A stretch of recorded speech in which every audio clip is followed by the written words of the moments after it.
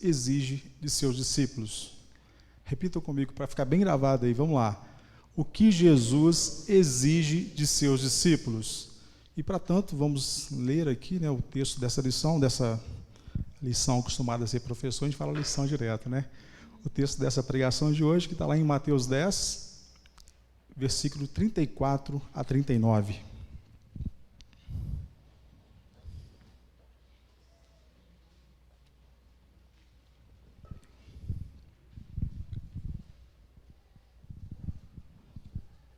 Amém?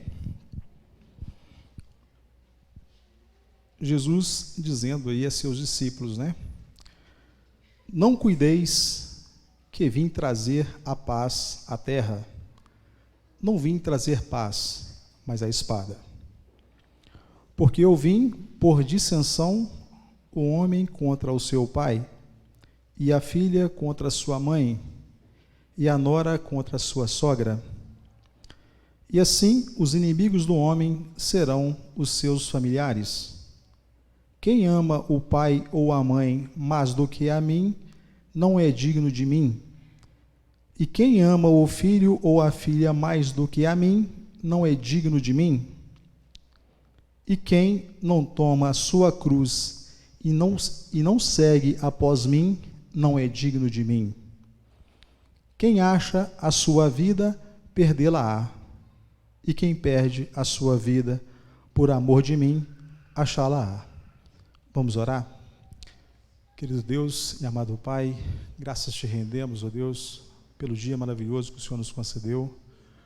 Quando pela manhã, ó Deus, o Senhor nos trouxe alunos, ó Pai, e aqui aconteceu a Escola Bíblica Dominical, muito abençoada, a pregação da manhã também muito abençoada, ó Deus. Obrigado pela programação de 3 horas da Embaixada, onde tivemos ali a presença maciça de vários meninos sedentos para ouvir a palavra do Senhor, ó Deus. E obrigado em especial por este momento, por este culto, ó Deus, o qual nós iniciamos aqui louvando ao Senhor. E agora, Deus, te peço que o Senhor encha-nos do teu Espírito Santo, em especial o teu mísero servo pecador, que há de ler, expor essa palavra maravilhosa que o Senhor traz a nós. Palavra essa que confronta, Deus. E o confronto vem para avivar. Que o Senhor possa, Deus, avivar os nossos corações na medida que o Senhor permitir, ó Pai. Muito obrigado por tudo. Essa é a oração que nós fazemos em nome de Jesus. Amém. Bom, irmãos, meus queridos, a minha intenção aqui hoje, né, essa amada igreja e aos amados irmãos, né, expor as demandas que o Senhor Jesus Cristo fez aqui com relação a seus seguidores. Jesus Cristo, seguidores é igual a demandas, ok? Sendo assim, né, e após isso, a gente vai explanar todas as demandas aqui, e após isso, né, chamá-los à submissão plena e completa à pessoa de Jesus Cristo, Filho de Deus. Temos Jesus passando demanda, nós vamos entender as demandas e após isso, né, espero que nós tenhamos aí uma submissão plena, né, e completa da pessoa de Jesus Cristo, Filho de Deus. E aí fico com um pensamento aqui, né, pensando o seguinte, irmãos. Hoje, pesquisando lá com o Arthur, a gente viu que tem 2,8 bilhões, né, de cristãos hoje na Terra, né? São 8 bilhões de habitantes, né? 25% são cristãos. E aí, mediante esse número, e após ler essa palavra, né, que inicia isso aqui, ó, não cuideis que vim trazer a paz à terra, não vim trazer paz, mas a espada. Pensando assim, lendo essa palavra e Deus enchendo o nosso coração, ardendo no nosso coração, estes dizeres que tem avivado, em especial a minha vida, será que se os irmãos, esses 25% de cristãos, esses 2,8 bilhões aí, soubessem de fato, quais são as demandas do cristão, será que esse número seria realmente esse? É uma dúvida que eu tenho para mim. Será que se de fato esses 2,8 bilhões que se dizem cristãos soubesse de fato o que significa ser cristão, pela palavra de Deus aqui nos dita, será que seria esse número todo? Tenho as minhas dúvidas. Por quê? Porque o pecado afetou a toda a raça humana e ao indivíduo como um todo. É fato, correto? Deus olhou do céu para a terra, não viu um justo sequer. Falamos isso hoje na embaixada, né, irmão Eli? Todos somos pecadores, né? Não existe, e aí que é o problema, não existe uma solução parcial ou indolor, por assim dizer, para o problema que o pecado causou. O problema que o pecado causou é profundo, é doloroso. E a solução, de igual medida, não é parcial e nem indolor, não. Ela requer entregas, ela requer, né, uma atenção muito especial voltada para as demandas de Deus aqui. O pecado ele estraga, Deus corrige, mas essa correção é impossível, infelizmente, de ser indolor, né? Ela tem ali seu efeito colateral. A solução de Deus é extremamente radical e Cristo aqui apresenta essa solução, né, de maneira clara. Então, ao lermos esse texto aqui, né, esses 5 versículos aqui, está aqui a solução de uma maneira muito clara, que são as demandas que Jesus Cristo faz aqui, né, para as pessoas que se dizem cristãos ou que querem segui-lo. São demandas extremamente radicais. Qual que é o contexto, irmãos, dessa passagem que nós lemos aqui agora, né? Jesus disse essas palavras aos seus discípulos quando os mandou em missão. Se nós voltarmos lá, né, no capítulo 10, verso 1, já viu o contexto dessa palavra aqui, foi quando Jesus estava passando a missão para os discípulos. A missão começa no capítulo 10, verso 1, né, quando Jesus chama seus 12 discípulos e lhes dá autoridade para expelir demônios e curar toda sorte de doença e enfermidades. Ou seja, Jesus, primeiramente, ele chama, mas dá o recurso, ou seja, ele os empodera, né, para fazer tais coisas. No verso 5 em diante, ele os envia com uma série de instruções, orientando-os no que fazer à medida que eles iam de cidade em cidade, vila em vila, pregando e anunciando o Evangelho. Os irmãos lêem o capítulo 10 lá, tem essas vastas orientações que Jesus dá a seus discípulos. E ele também dá algumas admoestações sobre como deveriam se comportar, né? Como deveriam se conduzir nas casas que os recebessem, os encorajando diante das dificuldades. Porque não era fácil ir de casa em casa, tinha casa que os recebia, tinha casa que não os recebia. Lembra do PPA, né, Juninho? A gente até usava um versículo lá, né? Quando entrardes numa casa, né, paz seja nessa casa. A gente fazia esse dito, lia esse versículo, sempre nós íamos. Mas tinha casa que fechava as portas. Não é diferente hoje, né? E aqui, no trecho em que nós lemos, né, Mateus 10, 34 a 39, ele apresenta com clareza as demandas que serão exigidas, né, não só dos 12 que ele está ali enviando, mas daqueles que escutaram a mensagem dos 12, né, que lhe foram pregar e se tornaram cristãos também. E chegou aonde? Chegou até a gente, não é verdade? Bom, são 3 demandas que Jesus faz aqui neste texto para nós, do verso 34 ao 39. Os irmãos continuem acompanhando aí, por favor, em suas Bíblias, né? Sendo a primeira demanda, lembra que eu falei que eram demandas radicais, né? A primeira demanda já entra nos assustando um pouco, né?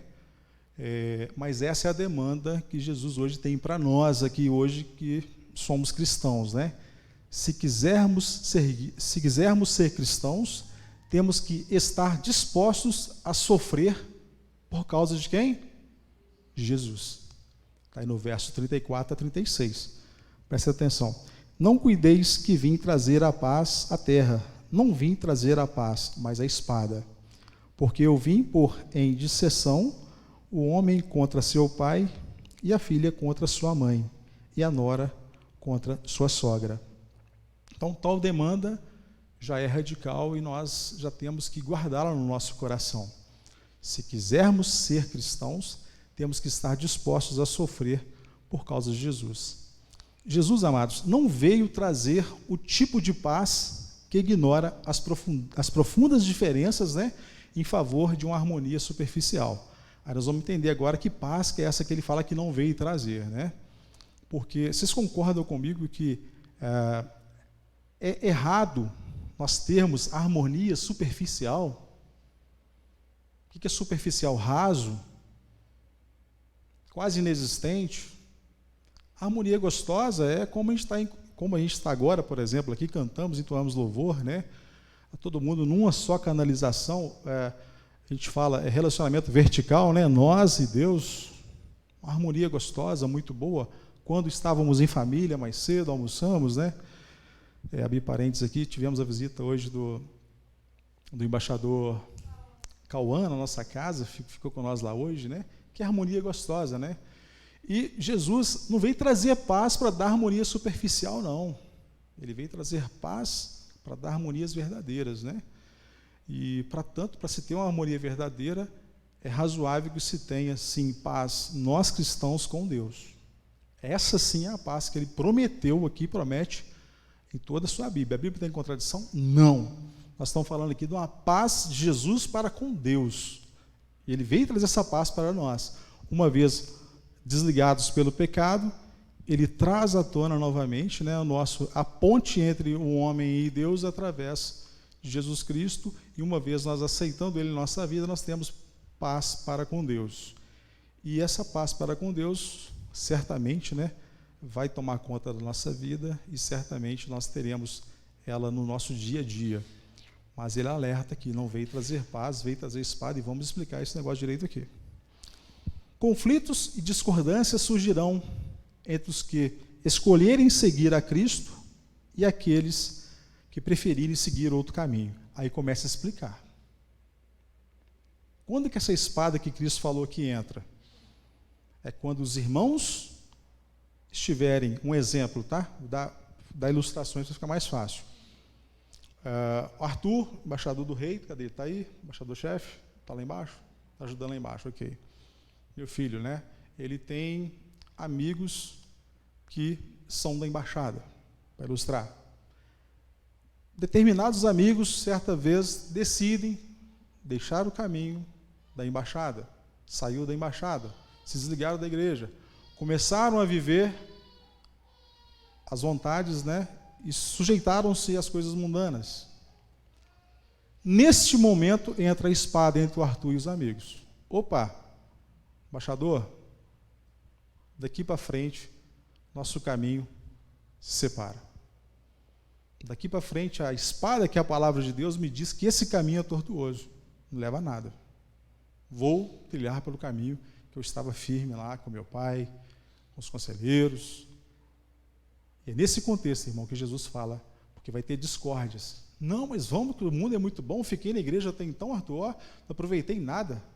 Só Bíblia, Bíblia, Bíblia, Bíblia, meus amigos lá fora vivendo de forma alegre, e eu aqui dentro da igreja, né, perdendo tempo.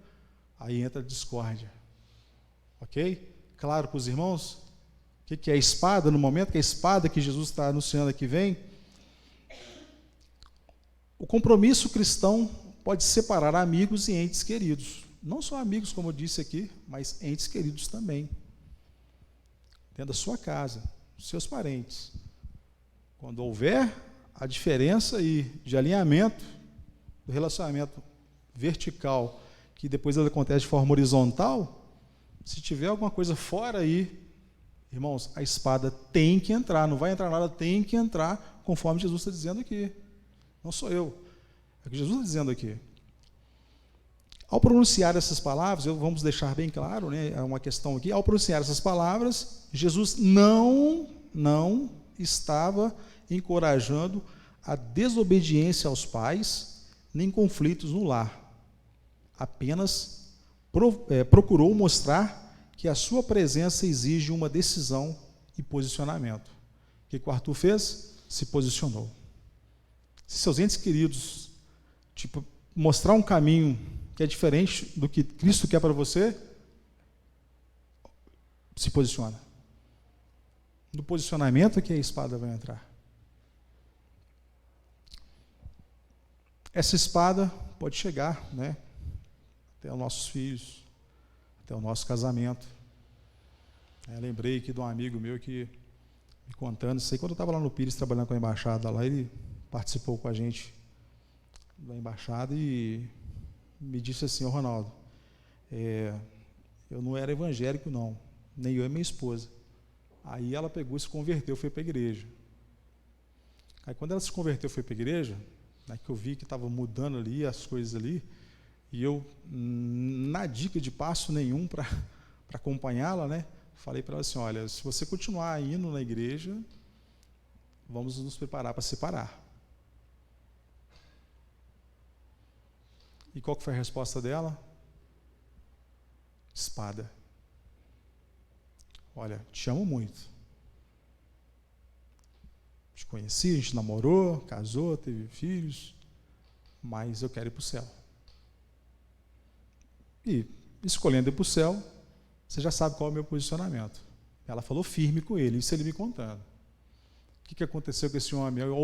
Ao ver a espada sendo embanhada e empunhada em direção a ele de forma firme e convicta, se converteu também. Está lá servindo a Deus. Então vai chegar no seu casamento também. Assim como vai chegar também nos seus filhos. Ah, pai, não quero embaixada não. Ah, não sei o quê. Aí vai só distanciando. Escola bíblica está acontecendo. Ah, não vou não, que eu acordo tarde. Vai distanciando. Ah, não, vai distanciando. Ah, não, pai, ah, não. E aí você, paizinho bonzinho, achando que, passando a mão na cabeça do seu filho, aí vocês me desculpem, tá, irmãos? Eu não estou desabafando, eu estou falando coisas aqui, assim, que acontece se bobear, se eu deixar lá em casa, acontece também. Tem que entrar a espada. Repito, não vim trazer paz, mas vim trazer espada. É Jesus falando que a quem? Aos discípulos.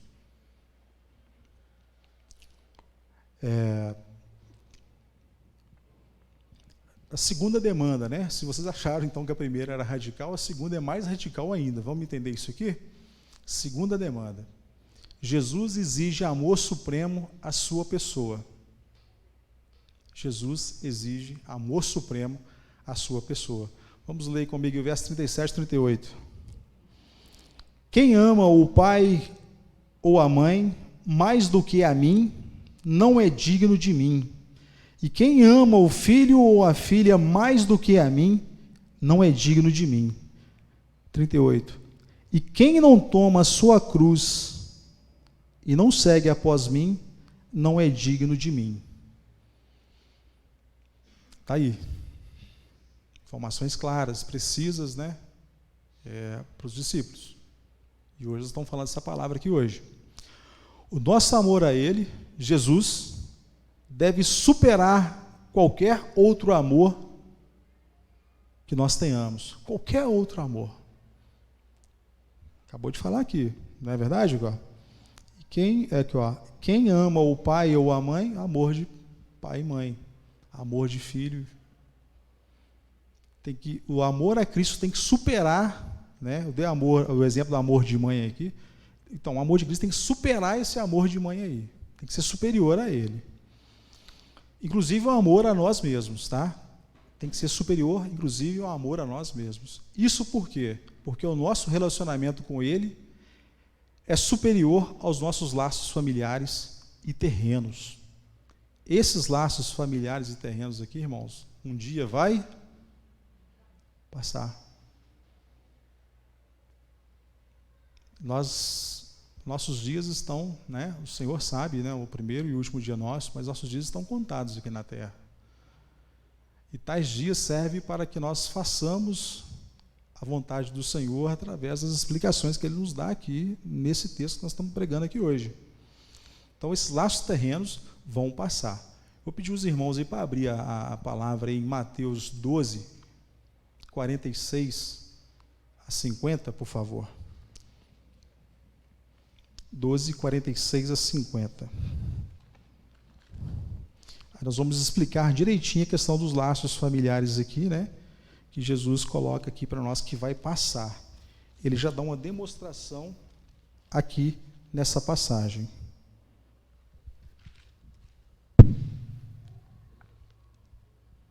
Amém?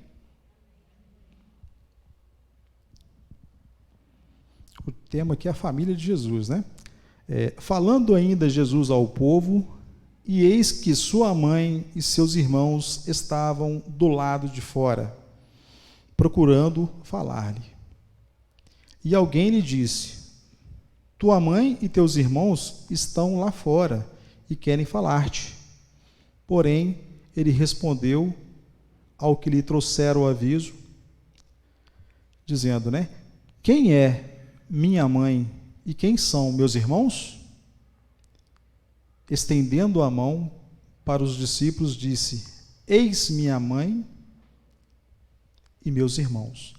Vamos ler os 50 juntos aí, que mesmo estando em versões diferentes, vai dar para trazer o sentido para a nossa vida aí. Vamos lá. Porque qualquer que fizer a vontade de meu Pai Celeste, esse é meu irmão, irmã e mãe. Cadê o laço familiar aqui? Ele já está dando um exemplo do que seria lá na frente, né? Quando a vinda de Cristo vier, esses laços, né, deixarão de existir. Se esses laços deixarão de existir, está aí o motivo do amor supremo ser a quem? A Jesus.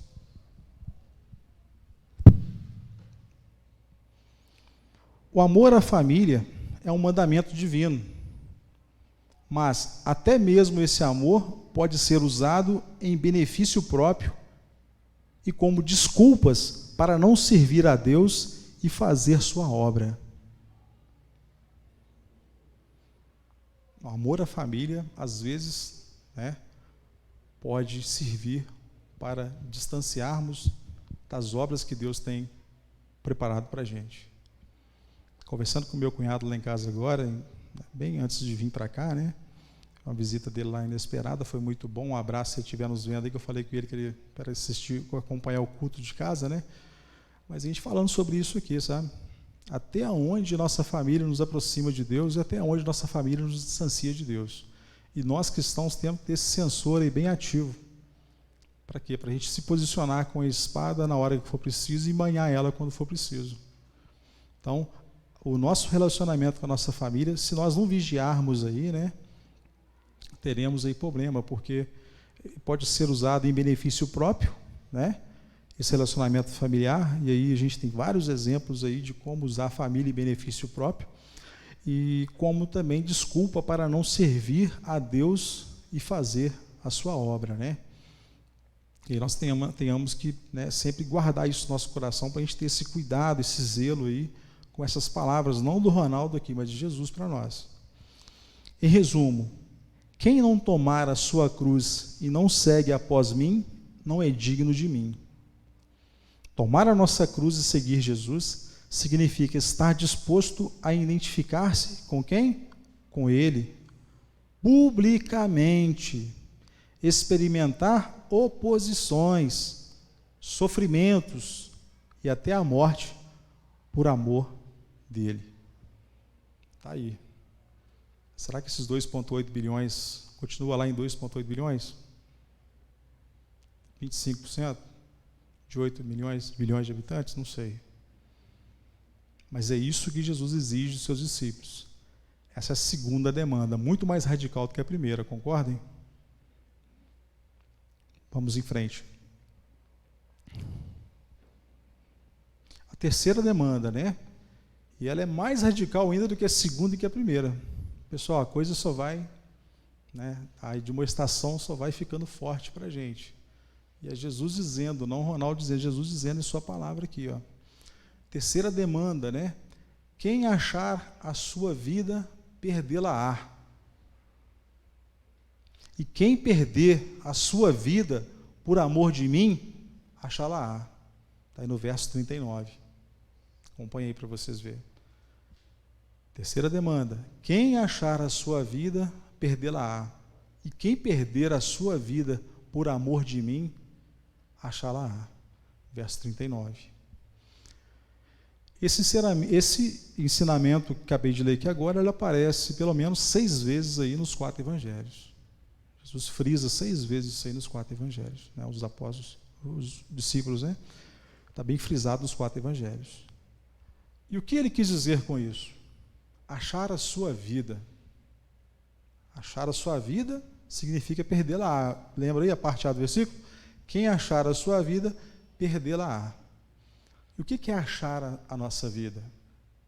Achar a nossa vida nada mais é do que nós vivermos em função de almejar, alcançar os nossos desejos terrenos, as nossas ambições terrenas, os nossos projetos terrenos. Isso é achar a vida. Somente fazer isso é achar a vida. Vamos entender melhor isso aí numa parábola que Jesus, disse a seus discípulos lá em Lucas 12, 16 a 21. Os irmãos podem acompanhar, por favor. Lucas 12, 16 a 21.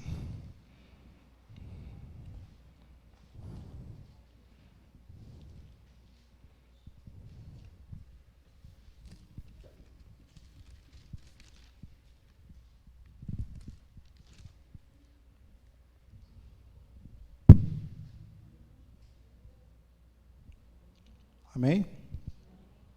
Então, só vou ler aqui a terceira demanda para a gente entrar já no texto, para a gente entender. Quem achar a sua vida, perdê-la-á. E quem perder a sua vida por amor de mim, achá-la-á. Ok? O que quer dizer com isso, achar a sua vida? Vamos ler aqui, então, Lucas 12, 16 a 21.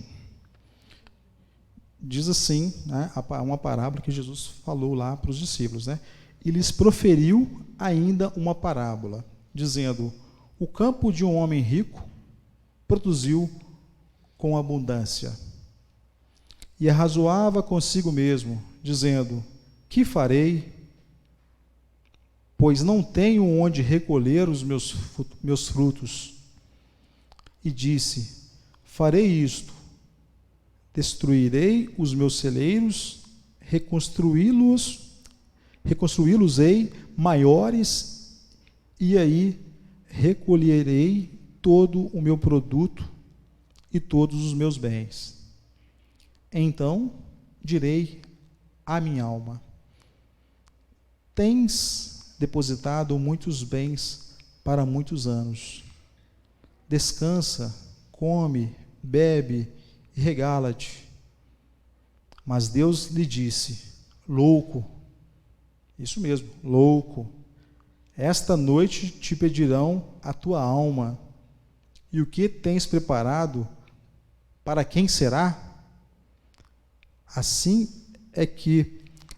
é o que entesoura para si mesmo, e não é rico para com Deus. Esse homem achou a vida dele. Quebrou os celeiros pequenos, construiu celeiros maiores, guardou frutos, guardou riquezas, produtos, enfim. Achou a vida dele. Ok? Ele está tranquilo perante o que Jesus nos ensina? Está tranquilo? Não. Ele perdeu a vida dele. A vida eterna com Deus. Ele achou a vida aqui, mas perdeu a vida eterna com Deus. Porque logo que Deus perguntou para ele: o que tu tens para mim? É o exemplo das pessoas que preocupam, com tais objetivos, Acabamos de citar aqui agora. Perder a vida é renunciar a si mesmo e tudo quanto tem por amor dele. E aí, se pegarmos, se apegarmos, a essa vida, privamos-nos do melhor de Cristo neste mundo e no mundo vindouro. Irmãos, não é pecado trabalhar, não tem problema nenhum em trabalhar, ganhar sua renda, se preparar para a aposentadoria, se aposentar. Nossa igreja, quantos irmãos aposentados aqui agora, no momento? Levanta a mão, por favor. Aí, perderam a sua vida, largou tudo o que de ruim há neste mundo para ganhar a vida com Cristo. Deixaram de trabalhar? Não. Deixaram de ganhar seu dinheirinho? Não. Não aposentaram?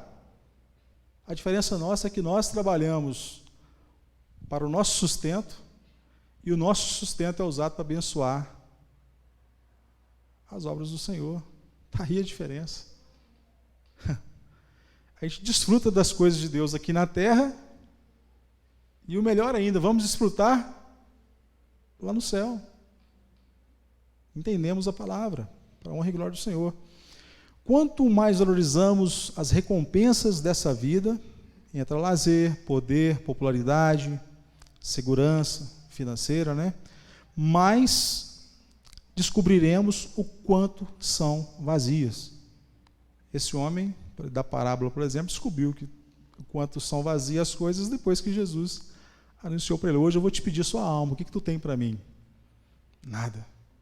Ele falou: nossa Deus, fiz tudo isso para nada. Rei Salomão, né, no final de sua vida, concluiu que correr atrás das riquezas, né, tudo que ele tinha conquistado era como tentar apalpar o vento, não é isso? Ou seja, de nada valeu. Descobriremos, né, o quanto são vazias. E aí, a melhor maneira de gozar nossa vida, portanto, é afrouxar os laços gananciosos que nos unem às recompensas terrenas, né, para que possamos ser livres para seguir Cristo. Afrouxa esse laço, irmãos. Tem uma coisa de prendendo de servir Cristo aí, que é mundano, que é passageiro. Afrouxa esse laço aí e foca nas coisas que o Senhor tem para nós, que não são passageiras, são eternas. E ao fazê-lo, herdaremos a vida eterna e imediatamente começaremos a usufruir os benefícios que receberemos por seguir a Cristo. São muitos benefícios, né, irmãos? Nós receberemos. Na verdade, já desfruta deles aqui na terra, né? Não é verdade? A gente é menos ansioso, a gente é menos preocupado, nós não temos medo da morte, nós temos convicção da nossa salvação, né? A gente se alegra em fazer o trabalho do Senhor. Falei hoje, é domingo, dia do Senhor, igual a irmã Emerson se diz, domingo é o dia do Senhor. E como meu domingo foi preenchido, olha que maravilha, eu agradeço até os irmãos que compareceram lá hoje para ajudar a gente, que bênção que foi, né? Então assim, essa vida vale a pena. Eu só tenho que agradecer a Deus e muito por tudo que Ele tem feito, né? E pelo cuidado especial, né, Cátia, pela nossa vida. Mas aí, irmãos, quero deixar uma pergunta aqui, né, para os irmãos, já encaminhando para o final aqui, né?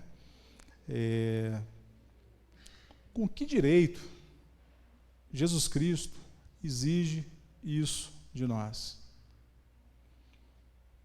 Quem é Ele para prometer essas coisas? Será que Ele é maluco?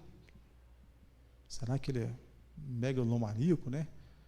Para falar isso com a gente? Porque ninguém tem o direito, né, de falar isso com a gente, essas coisas com a gente, não. Essas demandas que Ele passou aqui, nenhum ser humano tem o direito de fazer tais coisas. Ou Ele é Deus, ou Ele é o Emanuel, Pai da eternidade, né? Príncipe da paz, nosso conselheiro, Deus forte, né? Ou Ele é aquele Jesus que te convida, né? Vinde a mim, vós que estáis cansados, sobrecarregados, eu vos aliviarei. Ou Ele é aquele Jesus que fala: vou ensinar para vocês o caminho do céu. Mostra-nos o caminho, Jesus. Eu sou o caminho, a verdade e a vida, ninguém vem ao Pai senão por mim. Olha, esse Deus que estava lá em cima no trono, né, da graça, deixou o seu trono, veio à terra, encarnou aqui no ventre de Maria, né, tornou-se homem, viveu entre nós, sofreu, preparou discípulos, mas sofreu, e sofreu muito por nossas culpas, levou consigo na cruz os nossos pecados. Quantas chibatadas, quantas cusparadas, né? Além do peso da cruz, ainda, né, ser julgado, morto, foi morto, inocente, e um inocente indo para a cruz, né? Cordeiro imolado, né? E você que vai decidir essa noite, né, que Jesus que é esse? É um louco ou é Deus na sua vida? Eu peço a vocês que se considere esse Jesus aqui, maravilhoso Deus, Filho de Deus, o qual nos trouxe, né, esse presente maravilhoso, por meio da sua palavra, que é a promessa para nós da vida eterna. Ele é Deus, mas essa escolha cabe a você fazer. Ou escolha que Ele é Deus na sua vida, ou escolha que Ele não é Deus na sua vida. Sabe, irmãos? Se quisermos ser cristãos, né, olha o que Ele disse para nós, as 3 coisas que Ele deixou para a gente aqui, é muito forte. Se quisermos ser cristãos, temos que estar dispostos a sofrer por Ele. Exige o amor supremo à sua pessoa. Quem achar a sua vida, perdê-la-á, e quem perder a sua vida por amor de mim, achá-la-á. Ele disse isso tudo para a gente aqui nas 3 demandas, né? Eu quero concluir lendo para vocês um pedacinho aqui, é muito forte, né? Mas em primeiro lugar, irmãos, acima de tudo, acima de todo, amemos a Jesus. Foi Jesus que se entregou na cruz pelos nossos pecados. Acabei de dizer que agora foi Ele. Se você decidiu por Ele, certinho, tenho certeza que 100% aqui, e as pessoas que estão em casa nos acompanhando, decidiram que esse Jesus é Deus. Se houver em nossa vida algo, pecado, desejo, propósito, que não se colocam entre nós e Jesus, tomemos a cruz, morramos para essas coisas todas. Coloquemos ao Senhor em primeiro lugar. Se houver alguém, esposa ou esposo, pai ou filhos, irmãos ou amigos, que desejam se colocar entre nós e o Senhor, lembre-se, Jesus em primeiro,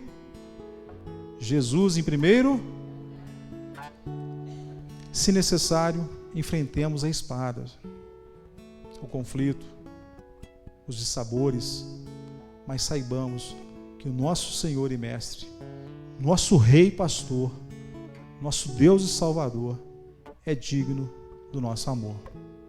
Amém? Bom, essa foi a mensagem que Deus, né, muito tem me incomodado no ano passado, início desse ano também, e essa foi a oportunidade, irmãos. Os irmãos possam guardar de coração Mateus 10, verso 34 ao 39. Palavras de admoestação, de direção para nós que somos cristãos. Tá? E no cumprimento dessa palavra, eu tenho certeza que os irmãos acharão a paz com Deus. Amém? Glória a Deus.